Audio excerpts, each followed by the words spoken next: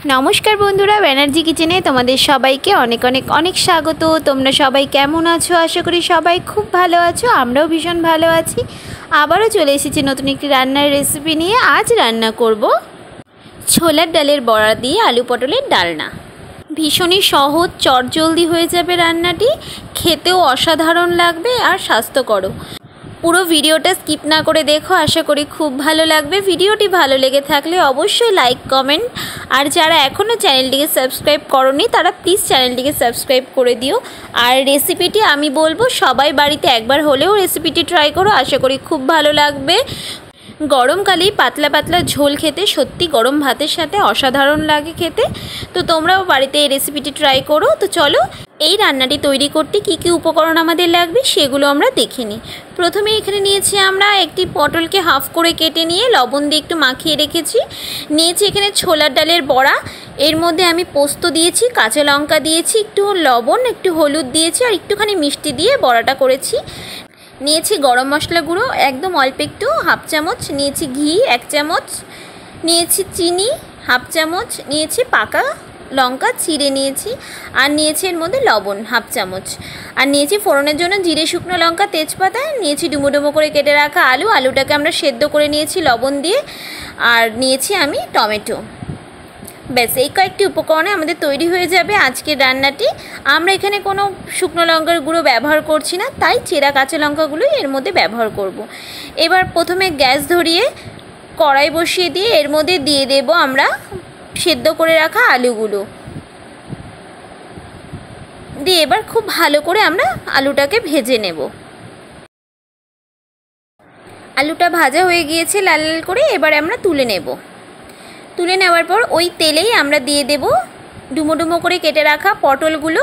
পটলটাকে আমরা একটু লবণ দিয়ে মাখিয়ে রেখেছিলাম, দিয়ে এরপর তেলে দিয়ে দেব আমরা, দিয়ে এবার ভালো করে ভেজে নেব। পটলটাকেও লাল লাল করে ভেজে নিয়ে এরপর আমরা এক এক করে তুলে রাখবো।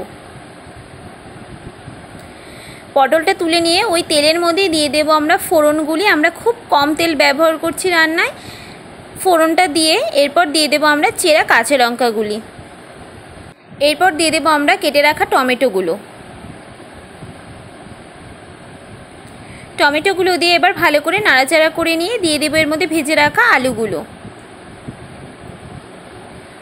আলুটা দিয়ে এবার ভালো করে নেড়ে নেব। নেড়ে নিয়ে এরপর দিয়ে দেবো আমরা ভেজে রাখা পটলগুলো দিয়ে এরপর দিয়ে দেবো আমরা এর মধ্যে পরিমাণ মতো লবণটা তোমরা অবশ্যই পরিমাণ মতো দেবে, কারণ আলু সেদ্ধর সময় লবণ দিয়েছিলাম, আবার পটল আমরা মাখিয়ে রেখেছিলাম লবণ দিয়ে। তো এরপর দিয়ে দেবো আমরা চিনির পর দিয়ে দেবো এরপর আমরা হলুদ। খুব ভালো করে কষিয়ে নেব। এর মধ্যে আমরা কোনো মশলা ব্যবহার করিনি। এরপর দিয়ে দেবো আমরা উষ্ণ জলটা একটু পরিমাণ মতো একটু বেশিই দেবে, কারণ বড়া দিলে ঝোলটা টেনে নেয়, সেই জন্য একটু জলটা পরিমাণ মতো বেশিই দেবে। তো দিয়ে জলটা দিয়ে এবার ভালো করে ফুটতে দেবো আমরা। আমাদের খুব ভালো করে ঝোলটা ফুটে গিয়েছে, তোমরা দেখতেই পাচ্ছ। এরপর দিয়ে দেব আমরা ভেজে রাখা বড়াগুলো এমনি খেতেও সত্যি বলতে অসাধারণ লাগে। আর বড়াগুলো তোমরা দেখতেই পাচ্ছ, ডালটা একটু গোটা গোটা রেখেছি, মানে হাফ পেস্ট করেছি আর হাফ গোটা গোটা রেখেছি। এটা খেতে বেশি ভালো লাগে, তোমরাও তাই করো। খুব মিহি করে পেস্ট করো না, হালকা হালকা গোটা রেখো আর হালকা পেস্ট করো। তো আমাদের তৈরি হয়ে গিয়েছে আজকের রেসিপিটি, খুবই সিম্পল রেসিপি। এরপর দিয়ে দেবো আমরা এর মধ্যে গরম মশলা গুঁড়ো। খুব অল্প পরিমাণে আমরা গরম মশলা গুঁড়োটা ব্যবহার করছি, হাফ চামচ, আর দিয়ে দেবো 1 চামচ ঘি। তেলও খুব কম ব্যবহার করেছি আর ঘিটাও খুব অল্পই ব্যবহার করছি। রান্নাটা সত্যি বলতে গরম ভাতের সাথে তোমরা এই রেসিপিটি খেয়ে দেখবে, অসাধারণ লাগবে খেতে।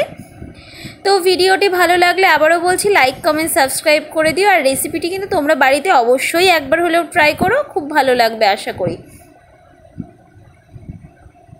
এবার গ্যাসটা অফ করে দেব। আমাদের তৈরি হয়ে গেছে রান্নাটি, এরপর আমরা সার্ভ করব।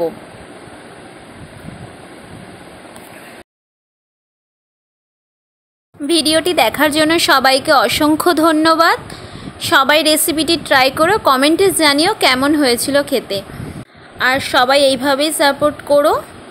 সবাই ভালো থেকো। সবাইকে শুভরাত্রি।